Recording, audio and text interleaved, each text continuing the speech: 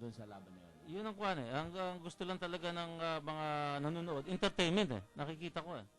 'Di ba? Parang hindi nila naisip na okay, matuwa na tayo kapwa Pilipino ito. At saka ang laking bagay talaga ng ginawa ni Manny sa Pilipinas.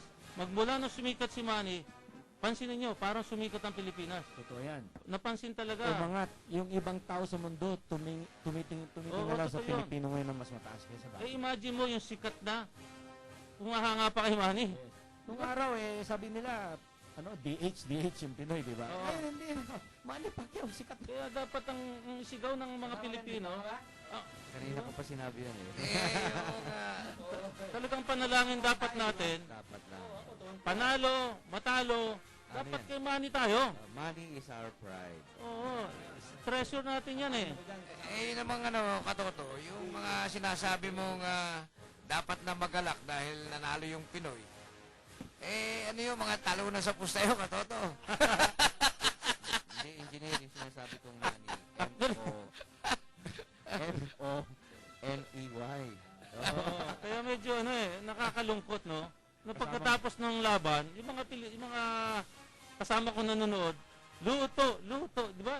Parang nalungkot ako eh. Ganito kasi yan, kasamang Dan eh. Marami nagpustahan ko anong round mapapatumba ni Manny. Oo. Hindi nangyari. Umabot ng 12, di ba? Kasi 8 rounds ang Andun ang pusta sa first round, second Oo. round, sixth round. Kasi yung sinabi ni Freddy Rhodes eh. Mhm. O palagay mo na lang, hanggang 12 round man lang, mapapatumba niya. Hindi nangyari.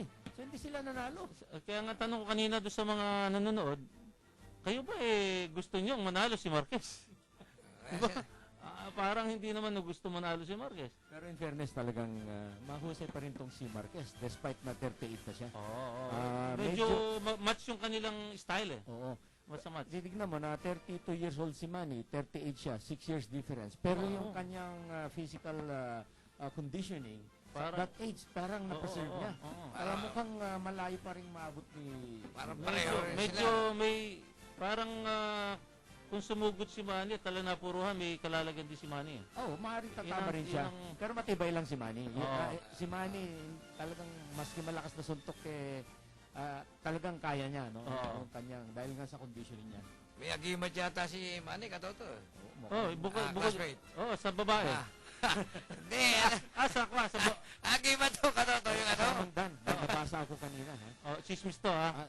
Doon daw dumating si Jinky Pacquiao doon sa kwan. Hindi daw.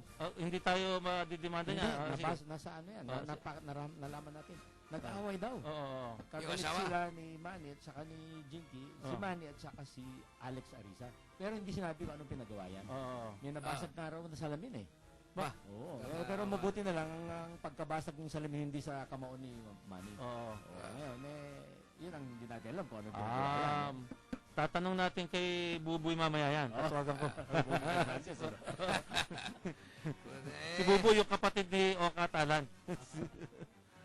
yung katoto sinasabi ko agimat, kaya pala hindi kaya talo rin si Pacquiao. Walang mabibili no agimat na yon. Ano yan? Ano yan? Bay, luyang itim eh. Walang yan. Ibang klase yan ah. Tahirap makakita nun. Kaya malakas malusog si Manny pag inabot ka eh. Talagang alam mo, maaga pa lang, talagang nag-iintay ka, no? Talagang, Excited tayo. kaya ang iniintay mo, yung bumagsak eh. Kaya yung, nung umabot ng 12, disappointed natin. Makita mo, para yung surod ni Manny, di ba? Yung atras lang yung kunting sumusuntok si Oo. Marquez. Siyempre, iilag ka eh. Ano masuntok ka eh. Nakakalungkot kasi binubo si Manny kanina eh. Mga talunan nga yun, katoto. Kumusta yun lang may backup bago mag 6 round. Oo, malay mo, may pusta rin sila, tsaka si Chavit. Ganun karaniwan katoto nangyayari pagka... Talaga nahaluan ng sugal yan. Oo, bossing, sugal yan. Malaking pera umiikot dyan. So, hindi natin alam yung mga pero... kung nakapwesto lang si FG, di kasama yan. Pupusta rin yan. Kaya lang ayaw palabasin ng bansa si FG Pero ngayon. importante kanina talaga, lahat ng Pinoy nakatutok talaga. At saka maganda si Manny siguro, maski merong ganyang temptation para siya pumaling. No? Oo. Hindi siya papayag talaga kasi sabi niya, gusto gusto niya yung karangalan para sa Oo, Pilipino. oo, totoo yun. Nararamdaman ko Doon tayo naman yun. believe talaga. Nararamdaman ko yun para sa... Although kasama niyo yung kayamanan niyo ron. It follows na eh. At saka, ito lang ang ano ko, babala ko sa mga kababayan natin. Pagka may laban si Manny Pacquiao, huwag kayong mag-ano na okasyon, mag-schedule. Walang pupunta sa okasyon nyo.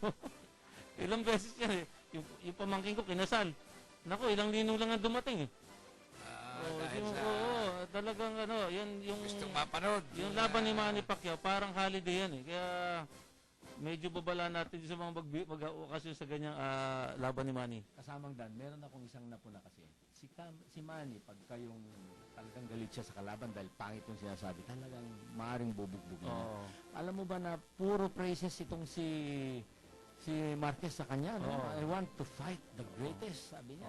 Pero hindi niya pinapansin eh. Oo. Medyo sinusupladuhan niya. Pinipilit ni Manny na supladuhan, pero para makakreate nga siya ng animosity para magandang laban. Pero atras na Wala, atras. oo. Medyo- Takbo ng takbo. Medyo talagang yung yung estilo nila, magka-match. Yun yung magkatugma, hindi mahirap magkatalunan. Sinabi nga ni Bob Arum, ng ano. Mahirap mapabagsak mo. So wala na tayong gusto sa talakayin natin yung yung kay GMA na pag-deny ng DOJ sa kanya, no? Pero sige, pahapyaw lang, engineer. Baka pwede mong tungkol doon. Ay, napaka-kwan na issue yan. Alam mo, ako, naniwala ako sa nakikita ng ating Department of Justice, at saka yung Department of Health, no? Kaya tingin ko, pag-aaralan pa nila ng gusto yan bago nila bigyan ng final na desisyon. Kasi may technicality na naman na pinag-uusapan di ba? Although, andyan yung talagang plunder, di ba? Malalaking kaso, electoral sabotage, no? Electoral. Pandarayan. Ang pinagtataka ko lang, bakit para wala na yung technicality na yan, di isang pa na talaga yung kaso. Dapat, no? Ay mayroong nakapending na 1 taon na eh. Yung isinampa dati sa fertilizer fund. Hindi pa rin Hindi pa, nag-anniversary ng araw, sabi ni Chis Escudero eh. Kung nga isang pa yun, di wala sanang question na ganito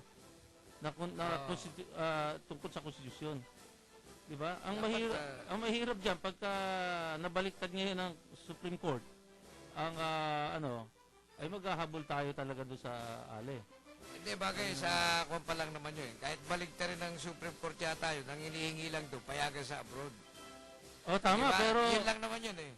Totoo yun, pero ang worry nga nitong gobyerno natin at si DOJ, Baka makalabas. mahihirapan, dapat ma-arraign muna.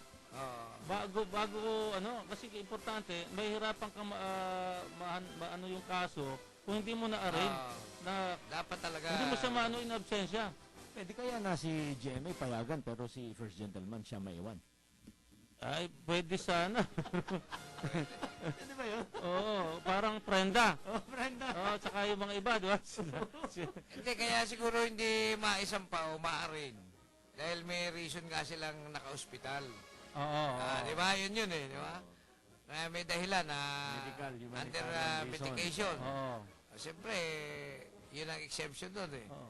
Pero dapat naman bilisan yung aksyon. May irony kasi dito yung ginamit na circular, no? Circular 41 na yan. Silang gumawa niyan eh. Gagamitin sana sa mga kalaban din, di ba? Sa politika. Sa kanila nangyari. Sa kanila nagamit. Pero ngayon, kinu-question nila. Yung constitution,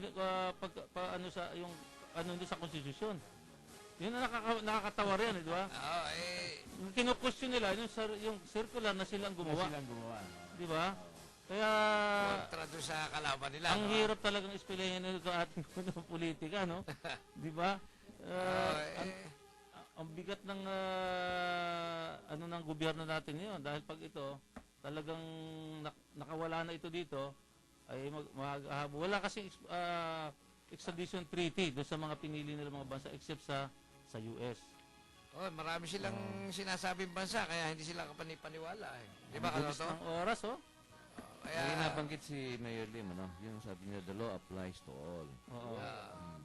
So I think, for delicadeza, I don't know, at least siguro yung nangyayaring ito, lalong tumatali ng mga Pilipino. Oo nga. sila na rin gumawa eh. Applies to all. Okay. Oo. So, ang bilis ng oras. Talagang pag narinig natin yung tugtog na yan eh. Sige, Engineer, baka may... Paalam na tayo na, malapit na, no? Oo. Ako, binabati ko yung mga kabaro ko sa NAMPAP, mga Master Plumbers, magkakaroon kami ng National Convention sa Davao itong darating na Biyernes, Sabado. At binabati ko lahat yung mga kakandidatong national officers, sana'y magkaroon ng pagbabago sa samahan ng mga Master Plumbers. Mabuhay ang lahat ng Master Plumbers. Henry, Okay, sa inyong kabaro, ako naman kapantalon. Magkarinigan pa tayo uli at magkita-kita tayo kasi ito ay na-upload sa YouTube, ano? Yung ating show. So, Henry Samaniego lang po in behalf of John Carlos. Bye-bye. pare. Mga katoto, hiling lang namin lagi kayong nasa talapihitan ng DWID. Lalo na kung linggo, alas 4 hanggang alas 5 ng hapon.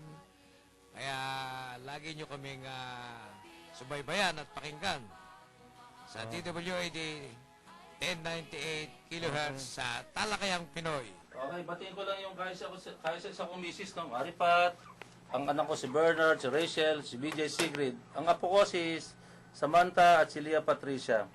At natapos na naman po ang 1 oras nating talakayan at huntahan. Huwag po sana kayong magsasawa sumubaybay sa amin tuwing linggo sa ganito ding oras at himpilan. At muli po, kaming nagpapasalamat sa iyo, Panginoon, para sa isang araw na inyong pinahiram sa amin dito sa mundo. Lahat po ng aming ginagawa ay alay namin sa inyo at sa aming kapwa. Ang lahat ng papuri ay sa inyo, Panginoon. Patnubayan po sana ninyo kami at ang aming pamilya at ang aming bansa. In Jesus' name, Amen. Amen. Simbo po tayo ngayong linggo po ngayon. Ito po ang inyong kaibigan sa Impapawid. The Equalizer, Dan Sulweta po lamang. At katutong Paski Natividad po. Okay, mabuhay ka! Pilipinas!